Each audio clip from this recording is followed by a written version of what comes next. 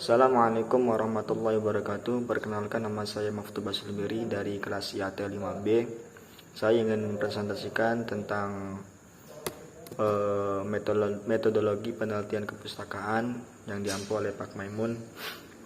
Yang pertama adalah pengertian penelitian kepustakaan atau yang bisa disebut dengan library research, yaitu adalah jenis penelitian kualitatif atau yang penelitian tidak adanya hitungannya, yang pada umumnya dilakukan dengan cara tidak terjun ke lapangan dalam pencarian sumber datanya, sehingga riset ini dilakukan hanya berdasarkan atas karya-karya tertulis, termasuk hasil penelitian baik yang sudah maupun yang belum dipublikasikan.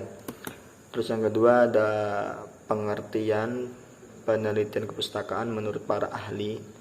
Yang pertama menurut Naing Muhajir, yang mengatakan bahwasanya penelitian kepustakaan yaitu adalah penelitian yang lebih memerlukan olahan filosofis dan teoritis daripada uji empiris di lapangan.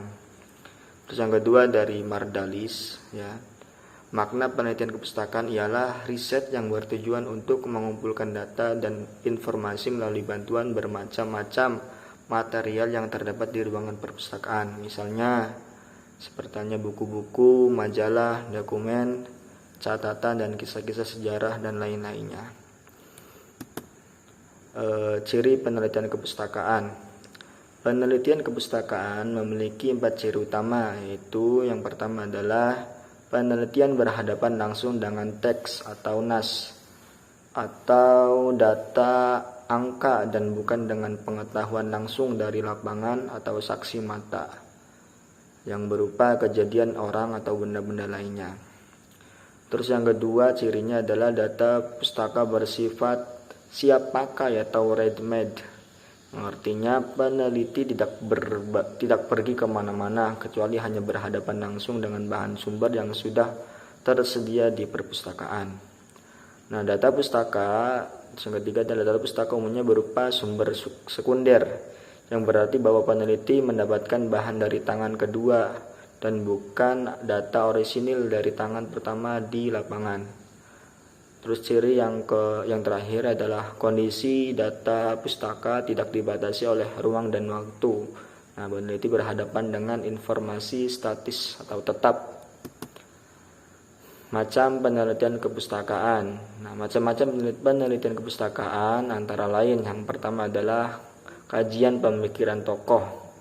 Nah, penelitian pemikiran tokoh merupakan penelitian yang berupaya untuk menggali atau memahami pemikiran tokoh tertentu melalui karya-karya yang ditinggalkannya, baik berbentuk buku, surat, pesan, atau dokumen-dokumen lain yang menjadi cermin atas pemikirannya. Terus macam yang kedua adalah analisis buku teks. Buku teks yang dimaksud dalam hal ini mencakup buku pelajaran berupa SD, MI, SMA, MA, SMK, dan buku-buku referensi di perguruan tinggi. Penelitian ini berbasis analisis yang biasanya bersifat evaluasi guna mengukur relevansi materi pelajaran dengan perkembangan mutakhir. Terus macam yang ketiga adalah kajian sejarah. Hampir semua penelitian sejarah selalu menggunakan penelitian kepustakaan dengan teknik pengumpulan data dokumenter. Akan tetapi data-data dalam penelitian sejarah tidak terbatas pada buku atau karya, melainkan juga mencakup benda-benda peninggalan sejarah. Bentuk metode penelitian kepustakaan. Nah, tujuan dalam menggunakan penelitian pustaka yaitu yang pertama adalah metodenya. Metode yang pertama adalah pencarian kata kunci. Terus yang kedua adalah pencarian subjek. Yang ketiga adalah cari buku dan artikel ilmiah yang terkini.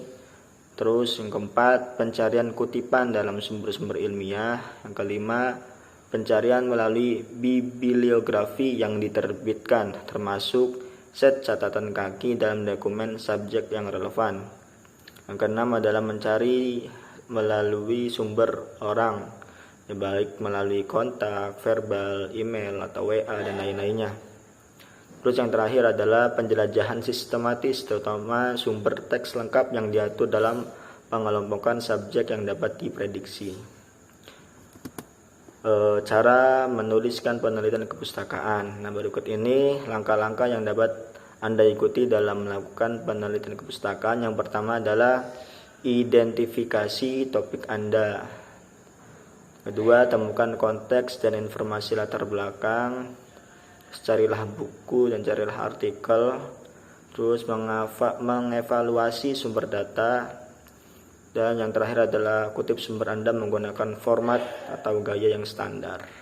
Mungkin cukup sekian presentasi dari saya. Apabila ada kata ataupun ucapan yang tidak berkenan, saya mohon maaf. Wabillahi taufiq wal hidayah. Wassalamualaikum warahmatullahi wabarakatuh.